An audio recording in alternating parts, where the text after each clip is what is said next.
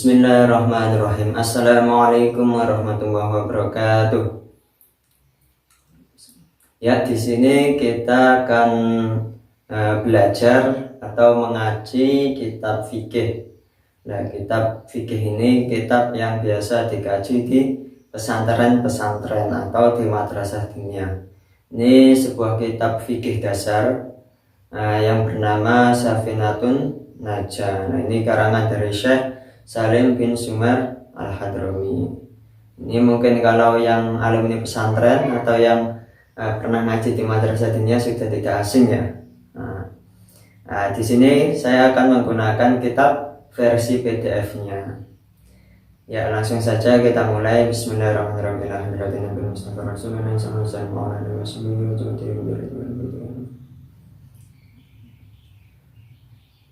Al-Fatihah. A'udzu billahi minasyaitonir rajim. Bismillahirrahmanirrahim. Alhamdulillahirabbil alamin arrahmanir rahim maliki yaumiddin. Iyyaka na'budu wa iyyaka nasta'in. Ihdinas siratal mustaqim. Siratal ladzina an'amta 'alaihim ghairil maghdubi 'alaihim waladdallin. Amin.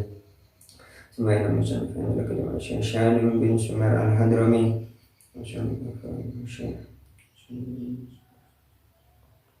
Al-Fatihah. A'udzu billahi minasyaitonir rajim. Bismillahirrahmanirrahim. Alhamdulillahirabbil alamin arrahmanir rahim maliki yaumiddin. Iyyaka na'budu wa iyyaka nasta'in. Ihdinas siratal mustaqim. Siratal ladzina an'amta 'alaihim ghairil maghdubi 'alaihim waladdallin. Amin. Ya, bismillahirrahmanirrahim.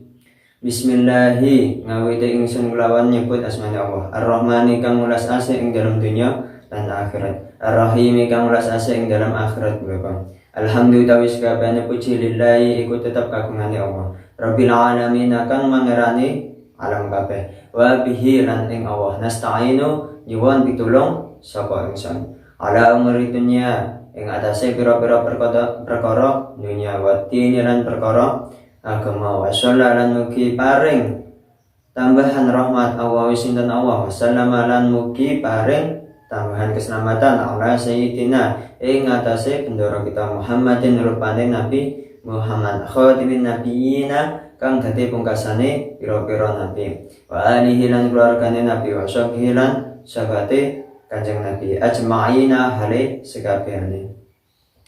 Wala haula lan ora ana rekodaya bisa sumingkir saking maksiat iku maujud. Wala quwata lan ora ana kekuatan bisa ibadah iku maujud illa billahi kejaba kelawan pitulunge Gusti Allah.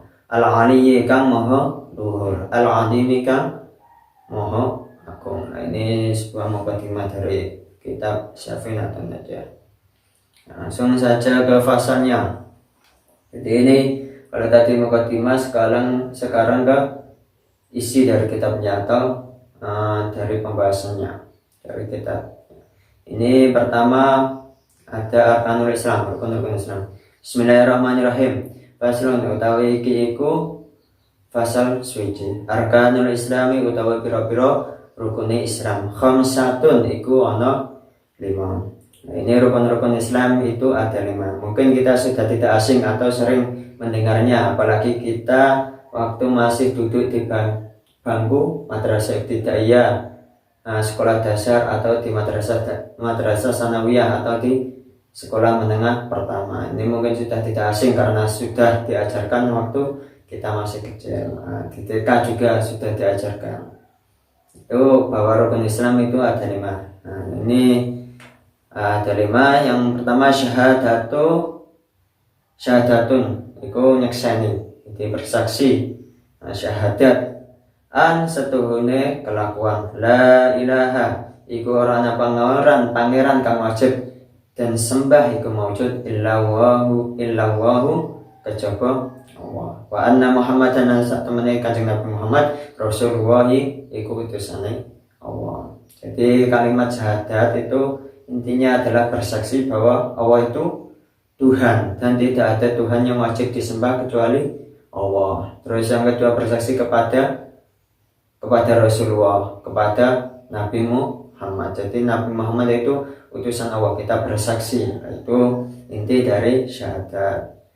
Terus yang kedua iqamus sholati lan jumunangaken sholat. Jadi kalau pertama itu rukun Islam adalah syahadat, yang kedua itu sholat, jadi mendirikan sholat. Nah ini sholat itu misalnya sholat zuhur, sholat asar, sholat isya, itu salah satu dari rukun Islam yang nomor 2. Itu juga wajib kita dirikan sholat, suatu kewajiban. Terus yang ketiga, wa ita zakati, dan nguwehake zakat. Ini zakat juga menjadi rukun Islam. Ini zakat dikeluarkan kalau waktu bulan Ramadan kita kan disuruh mengeluarkan zakat. Itu zakat fitrah namanya. Itu wajib kita keluarkan di bulan Ramadan. Ini menjadi rukun Islam yang nomor 3, suatu kewajiban bagi kita untuk mengeluarkan zakat. Terus yang keempat, wasaumu Ramadana, lan puasa ing dalam bulan Ramadan. Jadi puasa bulan Ramadan itu juga menjadi rukun Islam yang nomor 4. Ini wajib bagi semua orang muslim yang mampu dari fisiknya itu untuk puasa. Jadi kalau setiap muslim itu wajib untuk puasa. Ini suatu kewajiban, bukan sunnah. Puasa di bulan Ramadan adalah suatu kewajiban. Setiap orang muslim itu wajib menunaikannya. Terus yang kelima, wahijul baiti, lan ibadah haji marang Baitullah. Man hiya wong istata'a kang kreksa, kang kuwasa, kang mampu sapa wong, sapa man ilaihi marang Baitullah, sabilan apane dalane. Jadi kalau semisal sudah mampu dari segi biayanya, dari segi fisiknya, dari segi semuanya, maka dia berkewajiban menunaikan haji. Jadi semisal sudah kaya, punya uang cukup banyak, dan mampu digunakan untuk pulang perginya dan semuanya kebutuhannya meliputi pelaksanaan haji itu, maka dia wajib untuk menunaikannya. Nah, apabila dia tidak mampu atau belum mampu, maka dia belum berkewajiban. Nah, itu. Jadi rukun Islam ada 5 ya. Yang pertama syahadat, terus yang kedua sholat, yang ketiga zakat, yang keempat puasa Ramadan, terus yang kelima adalah haji bagi yang mampu. Langsung lanjut. Faslun utawi iku fasal suci. Arkanul imani utawi pira-pira rukun iman. Sittatun iku 6. Jadi kalau yang tadi rukun Islam, sekarang rukun iman. Nah ini rukun iman ada 6. Yang pertama bismillahirrahmanirrahim. Antuk mina rupane yen to ngimani ngimanake sira billahi ing Gusti Allah. Jadi yang pertama yaitu iman kepada Allah. Yang kedua malaikatihi lan malaikate Allah. Jadi kita iman kepada Allah juga iman kepada malaikatnya Allah. Kita iman bahwa malaikat itu ada. Terus waktu itu bilan pira-pira kitabe Allah. Jadi bukan hanya Allah, malaikat, tapi juga kitab-kitabnya. Nah ini kitab-kitabnya Allah itu ada 4. Dia ada Zabur, Taurat, Injil, dan yang terakhir Al-Quran yang diturunkan kepada Nabi Muhammad. Kita wajib imani kitab-kitab tersebut. Wa rusulihi lan pira-pira utusan Allah. Jadi kita di samping iman kepada Allah, iman kepada malaikatnya, iman kepada kitab-kitabnya, juga iman kepada rasulnya. Jadi kalau waktu kecil kita diajari bahwa Nabi dan Rasul Allah itu ada 25 yang wajib kita ketahui, itu dari mulai Nabi Adam sampai Nabi Muhammad. Nah, apakah ada selain 25 itu ada Nabi, selain 25 itu ada Nabi yang lain? Ada. Jadi jumlahnya banyak. Jadi selain 25 itu juga ada Nabi-Nabi, tapi tidak wajib kita ketahui. Nah, salah satunya itu Nabi Khidir. Mungkin kita sudah sering ya mendengar cerita Nabi Khidir. Nah itu kalau di dalam Nabi yang wajib kita ketahui yang jumlahnya 25 itu tidak ada Nabi Khidir. Itu ya. Terus yang keempat wabil yaumil akhir, dan iman kepada hari akhir. Jadi kita harus yakin bahwa di dunia ini juga ada hari akhir. Jadi kita yakin, kita iman bahwa nanti juga ada kiamat, itu hari akhir. Nah, ini semua orang muslim itu wajib mengimaninya bahwa hari akhir itu ada. Wabil qadri lan pestan khairihi ya bagus pestan wa syarrihi lan walane pestan minallahi ta'ala saking Gusti Allah. Nah, di samping kita mengimani Allah, malaikatnya, kitab-kitabnya, rasul-rasulnya, hari akhir, dan kita juga wajib iman kepada qada dan qadarnya Allah. Itu suatu kewajiban atau rukun dari rukun iman. Lanjut, Bismillahirrahmanirrahim. Faslun utawi iki iku pasal suci. Makna la ilaha illallah utawi maknanya la ilaha illallah. Nah, ini lafaz la ilaha illallah itu dimaknani apa, seperti apa? Nah, di pasal ini dijelaskan.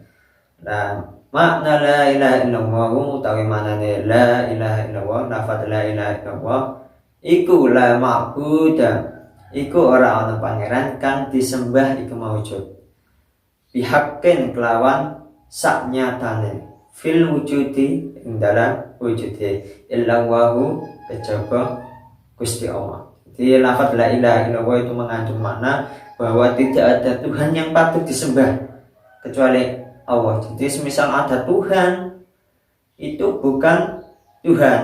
Nah, jadi semisal ada orang yang mengaku ada Tuhan selain Allah, maka dia bukan Tuhan, karena yang Tuhan yang asli itu hanya Allah, yang patut disembah hanya Allah. Dan ini di pasal ini dijelaskan seperti itu. Jadi makna dari lafaz la ilaha illallah itu yaitu tiada Tuhan yang patut disembah kecuali Allah. Terus lanjut ke selanjutnya yaitu fasal alamatul qulub. Bismillahirrahmanirrahim. Faslun utawi iki iku fasal suci. Alamatul bulugi utawi pira-pira tetengere balik. Jadi ini kalau tadi menjelaskan makna dari lafaz la ilaha illallah, sekarang fasalnya menjelaskan tentang tanda-tanda balik. Alamatul bulugi utawi pira-pira tetengere balik. Salasun iku telu. Jadi tanda-tanda balik itu ada 3. Yang pertama, tamamu khamsa asyarata sanatan. Tamamu rupane sempurnane. Tamamu khamsa asyarata. Rupane sempurnane umur 15 sanatan apane tahune. Findakari ing dalam bocah lanang wal unsalah bocah wadon. Yang pertama itu sempurna 15 tahun umurnya. Jadi baik laki-laki maupun perempuan kalau sudah 15 tahun maka dia sudah balik. Nah, terus wal ihtilamu lan ngimpi metu mani. Jadi kalau yang sudah keluar mani ini sudah dikatakan balik. Findakari yang dalam bocah lanang wal unsa lan bocah wadon. Litis isinina krono umur sangang tahun. Jadi kalau sudah keluar mani baik laki-laki maupun perempuan dan umurnya sudah 9 tahun maka sudah dikatakan orang tersebut atau anak tersebut sudah balik. Yang ketiga wal haidu lan haid fil unsa ing dalam bocah wadon litis isinina krono umur 9 tahun. Jadi yang ketiga itu haid bagi anak perempuan yang sudah menginjak umur 9 tahun. Nah, ini tanda-tanda balik. Jadi kalau ada tanda-tanda tersebut yang dapat kita ketahui, yang bisa kita ketahui tanda-tandanya, maka anak tersebut baik laki-laki maupun perempuan sudah dikatakan balik. Lanjut. Bismillahirrahmanirrahim. Faslun utawi iki iku fasal suci. Syurudu ijza'il hajari utawa pira-pira syarate sesuci nganggo watu.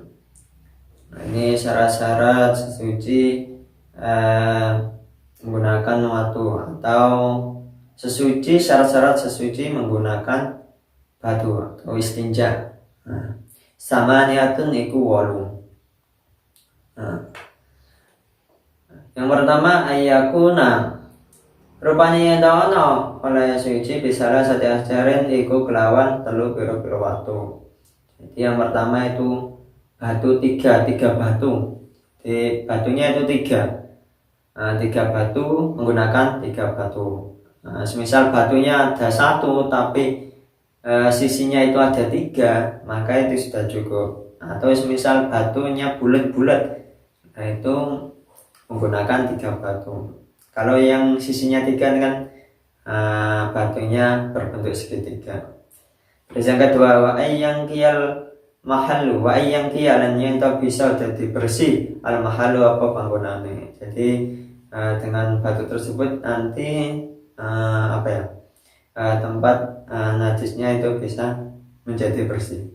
Wa alla yajifa lan yen to ora gereng najasu apa najis. Jadi di sekitar jalan ya atau tempat yang dibersihkan, disucikan, di dubur atau kubur itu di sekitarnya atau najisnya itu tidak boleh kering. Jadi selagi basah maka bisa menggunakan batu. Wala yang dakilu dan yang orang ngaleh apa najis. Jadi najisnya tadi tidak ngalah, maksudnya kalau di situ keluarnya terus najisnya ada sekitarnya, di situ bisa suci dengan dengan batu. Tapi kalau sudah berpindah najisnya, nah itu tidak diperkenankan. Wala yatroa dan yendo ora anyar teko alihi ngatasin najis, maksudnya najisnya itu tidak tercampur dengan najis yang lain atau benda-benda yang lain. Akhara apa najis kan? Iya, jadi tadi najisnya tidak tercampur dengan najis yang lain. Itu bisa digunakan, bisa menggunakan batu untuk sesucinya. Tapi kalau najisnya sudah bercampur dengan najis yang lain, maka bersuci menggunakan batu itu tidak bisa dilakukan.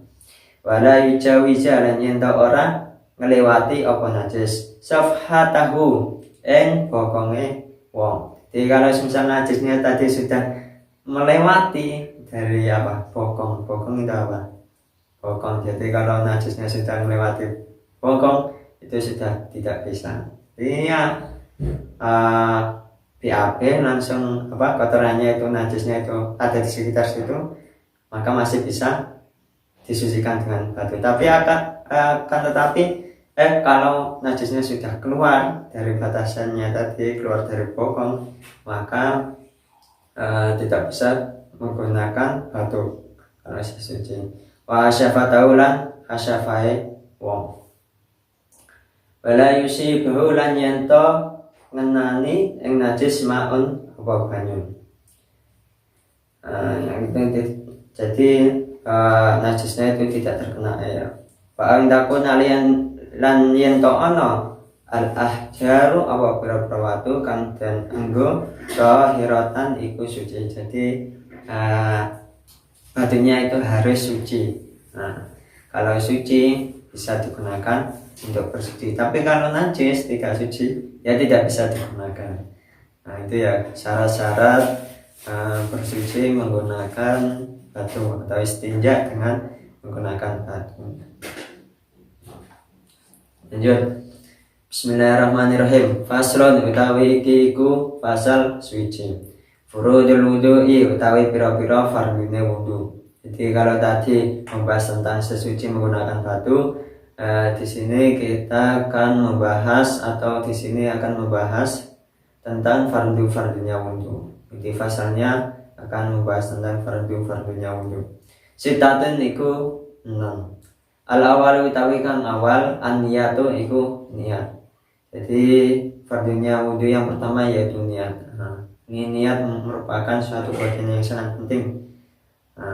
Terus yang kedua asani utawi kang kaping pindho waslul wajhi iku mbasuh rai.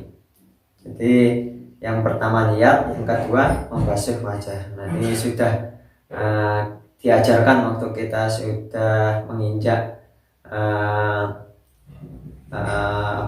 bangku madrasah ibtidaiyah, sekolah dasar. Sekolah tingkat dasar kita sudah diajarkan wudu. Terus yang ketiga asalisu utawi kang kaping 3 ghuslul yadaini iku basuh tangan loro. Jadi Yang ketiga itu membasuh kedua tangan. Nah ini batasannya sampai mana? Ma'al mirfaq ini sertane sikut loro. Jadi membasuh tangannya itu dari ujung jari sampai kedua sikut. Jadi sampai sikut ini. Nah. Rabi'u utawi kang kaping papat iku mas husain iku mbasuh swiji-swiji minar roksi saking sirah. Jadi yang nomor 4 itu masuh atau apa? Mengusap. Jadi kalau mashu syai'an atau mashu lafadz mashu itu mengusap, tapi kalau ghuslu itu basuh. Kalau mengusap itu cukup semisal tangannya dibasahi lalu diusapkan saja, itu sudah cukup. Tapi kalau membasuh itu ya diguyur menggunakan air. Jadi itu lafadz mashu itu mengusap. Mashu syai'an min ra'si, mengusap sebagian dari sirah. Terus yang kelima al-khamis utawi kang kaping 5 iku ghuslu rijlaini iku basuh sikil loro. Nah ini membasuh kedua kaki itu merupakan fardu yang nomor 5. Nah itu batasannya sampai mana? Ma'al ka'baini sertane pelok loro atau kedua mata kaki. Jadi batasan membasuh kaki, kedua kaki itu sampai kedua mata kaki. Karena ada mata kaki itu kalau di kaki ya. Nah itu sampai situ batasnya. Terus asa disu utawi kang kaping 6 at-tartibu iku urut. Jadi urut ini bukan berarti urut ini yang dikatakan urut itu jadi dari tahapan awal sampai akhir itu urut. Jadi yang pertama niat. Ya niat yang nomor pertama, yang kedua membasuh wajah, ya membasuh wajah, tidak bisa dibalik. Yang pertama membasuh wajah, terus yang kedua niat. Jadi ini harus urut. Yang pertama niat, yang kedua membasuh wajah, yang ketiga membasuh tangan, yang keempat mengusap sebagian kepala. Nah terus yang kelima yaitu membasuh kaki. Nah ini harus urut, jadi tidak bisa dibulak-balik. Misal mengusap kepala dulu baru membasuh tangan. Nah ini tidak bisa. Ini rukun-rukun wudu. Terus lanjut ke pasal selanjutnya yaitu pasal tentang membahas tentang niat. Bismillahirrahmanirrahim. Faslun utawi iku fasal suci an-niyatu utawi kang aran niat. Apa yang dimaksud dengan niat? Dalam fasal ini dijelaskan. An-niyatu utawi kang aran niat qasdu syai'in iku najas wiji-wiji. Muqtarinan halik dan barengake bi fi'lihi kelawan nglakoni syai'. Jadi yang dinamakan niat itu yang seperti apa? Jadi yang niat itu ya kita apa ya? Kita ngejel apa? Yang niat dibarengi dengan perbuatannya. Jadi itu yang dinamakan niat.